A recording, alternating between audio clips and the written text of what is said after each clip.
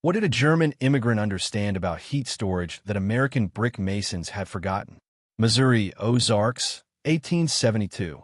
While his neighbors mortared brick and stone into walls they believed represented progress and civilization, one settler mixed mud, straw, and clay with his bare hands. They called it backward. They called it primitive.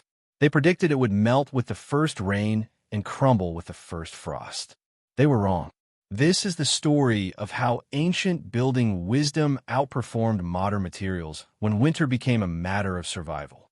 If you value forgotten knowledge that still works today, hit that like button, subscribe, and drop a comment telling us what traditional building technique you trust your life to. Christian Bauer arrived in Stone County, Missouri, in March of 1872 with his wife, 2 children, and a building method his neighbors had never seen. While other settlers were ordering kiln-fired brick from St. Louis at considerable expense, or quarrying limestone from nearby outcrops, Bauer walked his property, digging his fingers into the clay-rich soil, nodding to himself, speaking in German to his eldest son. "He's planning to build with dirt," remarked Samuel Bradley, a local brick mason who'd constructed 4 cabins that year alone. Dirt and grass like some kind of savage. But Bauer wasn't planning to build with just any dirt. He was preparing to construct using a technique his grandfather had perfected in Württemberg, a method the Germans called Lehmbau, a form of cob construction that had kept families warm through alpine winters for centuries. The fundamental principle was simple but precise. Clay-rich subsoil mixed with straw in specific ratios formed into monolithic walls that would be neither stacked like brick nor poured like concrete, but sculpted, layer by layer, into thermal masses that could store and release heat for hours after a fire died. Bradley watched with a mixture of amusement and pity as Bauer excavated clay from a depth of 3 feet below the topsoil, testing its plasticity by rolling it between his palms. "That wall won't last 1 season," Bradley told the gathering of settlers who'd come to observe this curiosity. "First hard rain will wash it down to nothing. Brick is modern. Brick is proven." He gestured toward Bauer's pile of raw earth. That's what people built before they knew better. What Bradley couldn't see, what none of them could see, was that Bauer was performing empirical materials testing that predated the American colonies by millennia. He was checking clay content, fiber length, moisture ratios. He rejected the first 2 excavation sites because the clay was too sandy. He insisted on long-stem prairie grass, not the short meadow growth, because fiber length affected structural integrity and insulation properties.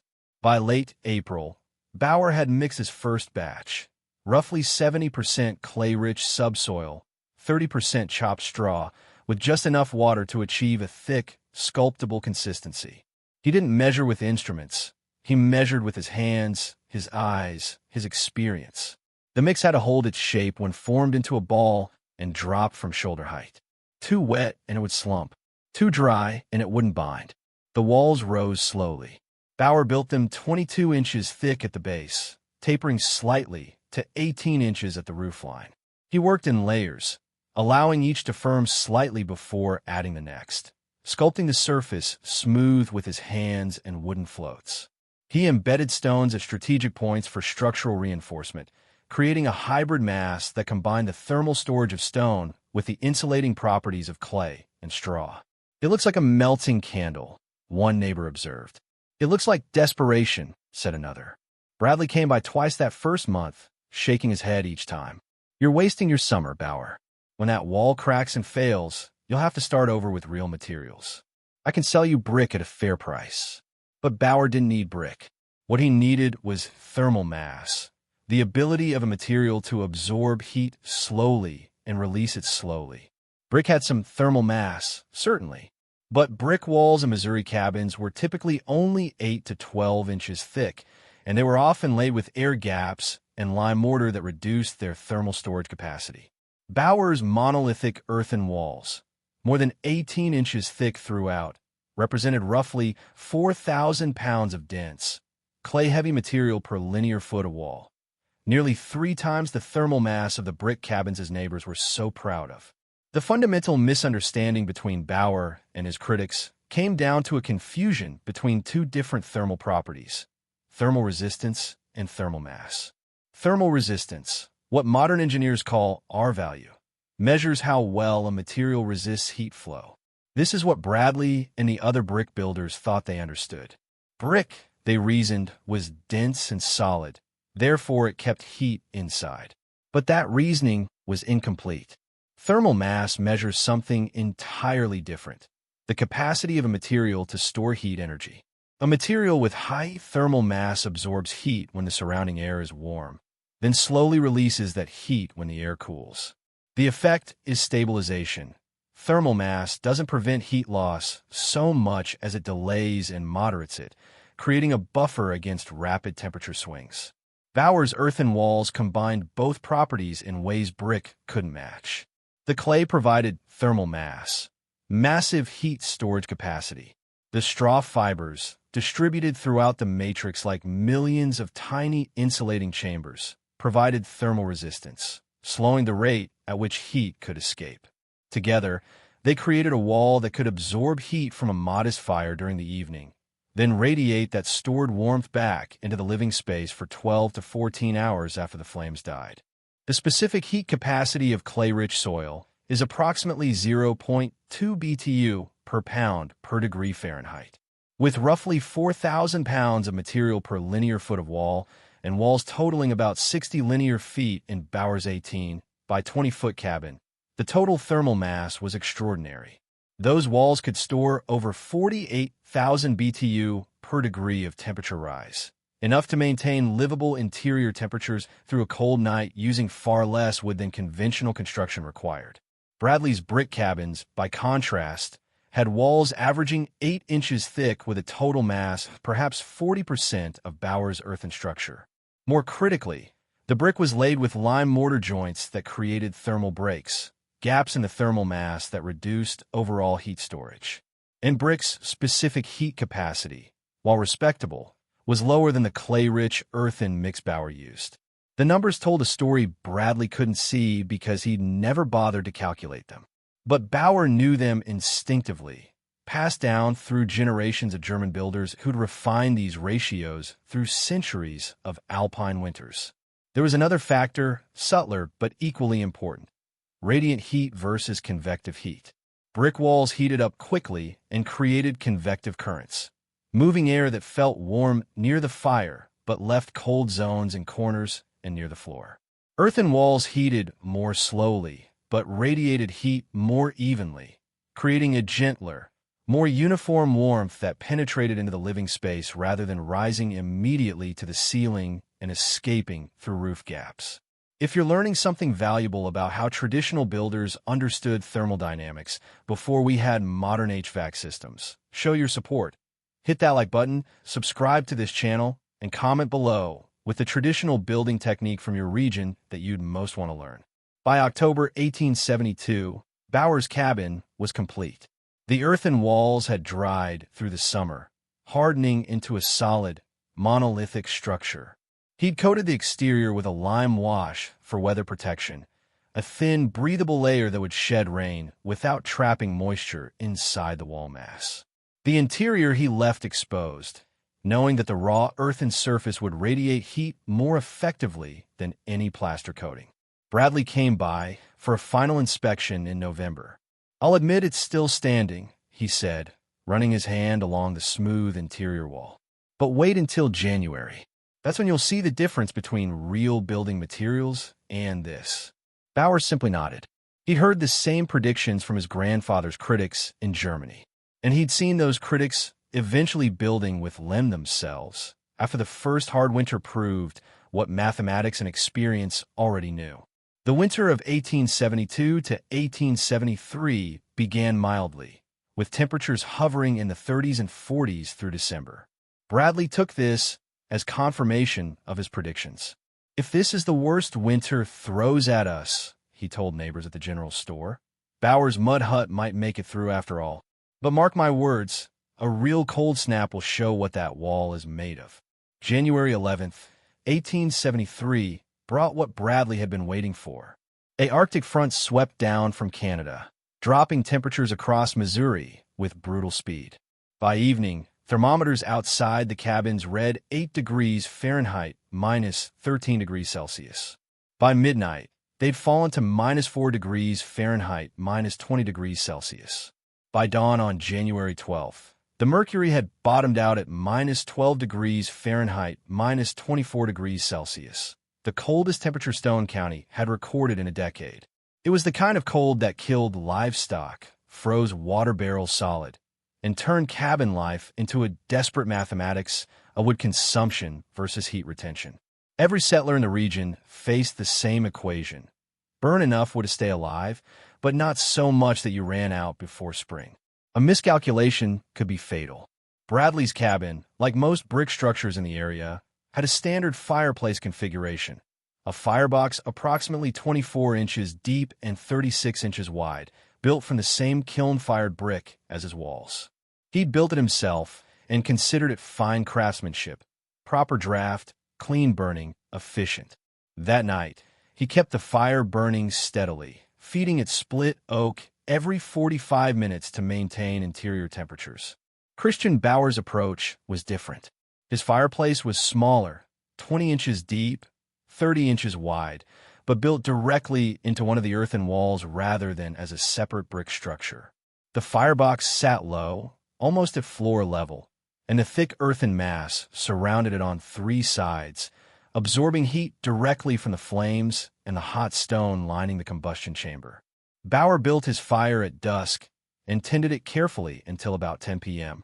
Then, as was his practice, he let it burn down to coals, added one final split of hardwood, and went to bed. The fire would die completely within 2 hours, something that would have been unthinkable in a brick cabin during weather this severe. Bradley, meanwhile, kept his fire roaring. At midnight, he woke to add wood. At 2 a.m., again. At 4 a.m., again. Each time, he noted with satisfaction that his cabin remained tolerably warm. Not comfortable, but survivable. The thermometer inside his cabin read 54 degrees Fahrenheit, 12 degrees Celsius at midnight, 52 degrees Fahrenheit, 11 degrees Celsius at 2 a.m., 49 degrees Fahrenheit, 9 degrees Celsius at 4 a.m. The slow decline required constant vigilance and constant fuel. In Bauer's cabin, something different was happening. The massive earthen walls, heated throughout the evening by the fire, had absorbed enormous quantities of thermal energy. Now, even as the fire died to ash, those walls were releasing that stored heat back into the interior space. The temperature dropped more slowly, 59 degrees Fahrenheit at midnight, 57 degrees Fahrenheit at 2 a.m., 55 degrees Fahrenheit at 4 a.m., and Bauer slept through the night undisturbed, his family warm under wool blankets, no fire tending required. By dawn on January 12th, both men emerged to feed livestock and assess the damage. The cold had been extraordinary, tree sap frozen solid, metal tools brittle, breath freezing before it dispersed. Bradley's first task was to split more firewood. He'd burned through nearly an entire day's supply in a single night. Bauer spent the morning checking his animals, then returned to a cabin that still registered 53 degrees Fahrenheit, 12 degrees Celsius inside, more than 65 degrees warmer than the outside air, with no active fire for 7 hours. The word spread quickly. By mid-morning, neighbors began stopping by, curious about the Germans' mud hut that supposedly stayed warm without burning wood all night. Bradley came by around noon, thermometer in hand, skeptical but intrigued.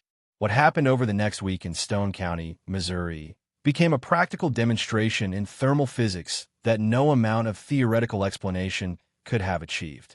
Samuel Bradley, to his credit, didn't simply dismiss what he was seeing. Instead, he proposed a systematic comparison. He would track, hour by hour, the interior temperature of his brick cabin and Bauer's earthen cabin under identical conditions. He would measure wood consumption. He would document fire management practices. If Bauer's design truly performed better, Bradley wanted to understand why. The testing protocol was simple but rigorous. Both cabins were approximately the same interior dimensions. Bradley's was 16 by 22 feet, Bauer's 18 by 20. Both had similar window configurations, similar door construction, similar roof insulation using straw and sod. The primary variable was wall construction. Bradley's 8-inch brick versus Bauer's 20-inch earthen cob. Both men agreed to build fires from 6 p.m. to 10 p.m. each evening, using split oak from the same woodlet. After 10 p.m., fires would be allowed to die completely, no overnight tending. Temperature readings would be taken at midnight, 3 a.m., 6 a.m., and 9 a.m. The results were stark. On the first night of testing, January 13th, with outside temperatures at 6 degrees Fahrenheit minus 14 degrees Celsius, both cabins reached approximately 68 degrees Fahrenheit 20 degrees Celsius by 10 p.m. By midnight, Bradley's brick cabin had dropped to 56 degrees Fahrenheit 13 degrees Celsius. Bauer's earthen cabin measured 64 degrees Fahrenheit 18 degrees Celsius, 8 degrees warmer. By 3 a.m., the gap had widened. Bradley's cabin at 47 degrees Fahrenheit 8 degrees Celsius. Bauer's at 58 degrees Fahrenheit 14 degrees Celsius. By 6 a.m., Bradley at 41 degrees Fahrenheit 5 degrees Celsius. Bauer at 54 degrees Fahrenheit 12 degrees Celsius. But the more revealing metric was wood consumption. To maintain that 68 degrees Fahrenheit peak temperature by 10 p.m., Bradley had burned approximately 45 pounds of split oak. Bauer had burned 28 pounds, nearly 40% less, to achieve the same initial temperature. And Bauer's cabin retained heat so much more effectively that his family woke to comfortable temperatures, while Bradley's family woke to near-freezing conditions requiring an immediate new fire. The difference wasn't marginal. It was transformational. Bradley ran the numbers carefully. Over the course of a typical Missouri winter, roughly 120 days of cold weather requiring heating, his brick cabin would consume approximately 5,400 pounds of firewood. Bauer's earthen cabin would use roughly 3,360 pounds for equivalent comfort. That was a savings of 2,040 pounds of wood, more than a full cord, representing dozens of hours of labor saved in cutting, splitting, and hauling. But the numbers told only part of the story. The quality of warmth differed fundamentally. Bradley's brick walls created a cabin that was either hot near the fire or cold in the corners. Temperature differentials of 15 to 20 degrees between the area immediately around the fireplace and the far corners of the room. Bauer's earthen walls radiated heat more evenly, creating a gentler, more uniform warmth. The temperature differential in his cabin rarely exceeded 8 degrees, and the radiant heat from the walls felt more penetrating, more comfortable than the convective heat from Bradley's fireplace. There was one more surprise. As the week of testing continued and outside temperatures moderated slightly, rising to the mid-20s, Bauer's cabin required even less active heating. The massive thermal mass of the walls had stabilized, creating a thermal buffer that required only modest evening fires to maintain comfort. On January 17th, with outside temperatures at 28 degrees Fahrenheit minus 2 degrees Celsius, Bauer burned just 18 pounds of wood, and his cabin never dropped below 58 degrees Fahrenheit overnight. Bradley had built 4 cabins that year. He'd been paid well for his work. He'd been proud of his craftsmanship. Now he stood in Bauer's earthen cabin at dawn. No fire burning. The interior still warm enough to be comfortable in shirt sleeves, and understood that his modern brick construction had been outperformed by a building method he dismissed as primitive. If this story of traditional wisdom outperforming modern assumptions is resonating with you, help us share this knowledge. Like this video, subscribe to the channel, and comment below telling us what traditional technique you've seen dismissed that actually works better than modern alternatives. By late January, 3 other settlers had approached Bauer asking him to teach them his building method. Bradley was one of them. Spring 1873 brought a transformation to Stone County that went far beyond individual cabins. Samuel Bradley began his earthen structure in April, working alongside Christian Bauer to learn the proper clay-to-straw ratios, the correct consistency, the rhythm of building in layers. He'd spent the winter doing something rare for a skilled tradesman, admitting he'd been wrong and studying a technique he dismissed. His new cabin, completed by August, incorporated 24-inch earthen walls and a low firebox design integrated directly into the thermal mass. By the following winter, His wood consumption had dropped by 43% compared to his brick cabin, and his family slept through cold nights undisturbed. Thomas and William Grierson, brothers who'd settled adjacent parcels, built matching earthen cabins that summer. So did Margaret Hendricks, a widow who'd been struggling to cut enough firewood to heat her brick dwelling alone. She'd been spending 4 hours a day on wood preparation during winter months. Bauer's design cut her labor nearly in half, not just with savings, but time savings that allowed her to focus on other survival necessities. By the autumn of 1874, the technique had spread beyond Stone County. A traveling minister carried news of the Germans' warm houses north to Polk County, where 2 families built earthen cabins before winter. A mill operator in Greene County heard the story and constructed an earthen building for his family's dwelling. Within 2 years of that January cold snap, at least 12 earthen cob structures had been built within a 30-mile radius of Bauer's original cabin, each one a testament to thermal principles that predated the United States by millennia. The architectural shift wasn't just practical, it was philosophical. Settlers who'd equated modern with better and traditional with primitive had to recalibrate their assumptions. Brick, quarried stone, kiln-fired materials. These weren't inherently superior to earth-based construction. They simply represented different thermal strategies, and in this climate, with these resources, the ancient method performed demonstrably better. Christian Bauer's original cabin stood for 47 years. When it was finally torn down in 1919 to make way for a larger farmhouse, the earthen walls were still solid, still structurally sound, showing none of the deterioration critics had predicted. The lime-washed exterior had protected the earthen core from weather. The interior walls, worn smooth by decades of use, had maintained their thermal performance year after year. Samuel Bradley, who'd mocked those walls in 1872, built 3 more earthen structures in his career and taught the technique to his sons. Before he died in 1891, he wrote in a letter to his brother in Illinois, "I spent the first part of my life believing that progress meant abandoning old ways.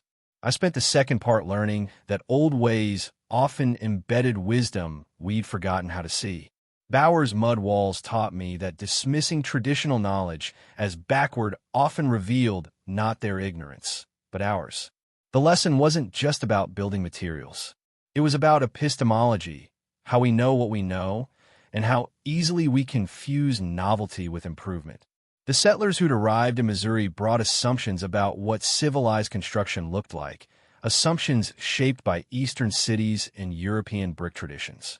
But those assumptions didn't account for frontier resource limitations, local climate conditions, or the accumulated wisdom of building cultures that had solved similar problems centuries earlier in similar conditions. Bauer's contribution wasn't innovation, it was translation. He'd taken a building method refined over centuries in Central Europe and demonstrated its applicability to the Missouri Ozarks. The thermal physics were the same. The materials were locally available. The technique was replicable. What had seemed primitive to his neighbors was actually sophisticated vernacular engineering that had survived because it worked. Today, earthen construction is experiencing a renaissance among builders interested in sustainable, low-embodied energy materials. Modern cob houses, rammed earth structures, and adobe buildings are being constructed across North America, often by people who believe they're discovering something new. They're not. They're rediscovering what Christian Bauer and thousands of traditional builders always knew: that massive earthen walls, properly constructed, create thermal performance that modern materials struggle to match. The story of that January night in 1873, of impossible numbers and impossible warmth, remains a reminder. When someone dismisses a traditional technique as primitive, it's worth asking, primitive compared to what? Measured by what metrics? Under what conditions? Sometimes the old way isn't the inferior way. Sometimes it's the proven way, waiting for crisis to demonstrate what experience already knew. If this story changed how you think about traditional building wisdom, help us preserve and share this knowledge. Like this video, subscribe to the channel for more deep dives into frontier survival techniques. And tell us in the comments, what traditional knowledge do you think deserves more attention in our modern world? The warmth in those earthen walls wasn't magic. It was physics, material science, and centuries of accumulated wisdom. Christian Bauer didn't invent anything. He simply remembered what his neighbors had forgotten. That survival on the frontier required humility. The humility to learn from those who'd survived before, regardless of how primitive their methods appeared to modern eyes.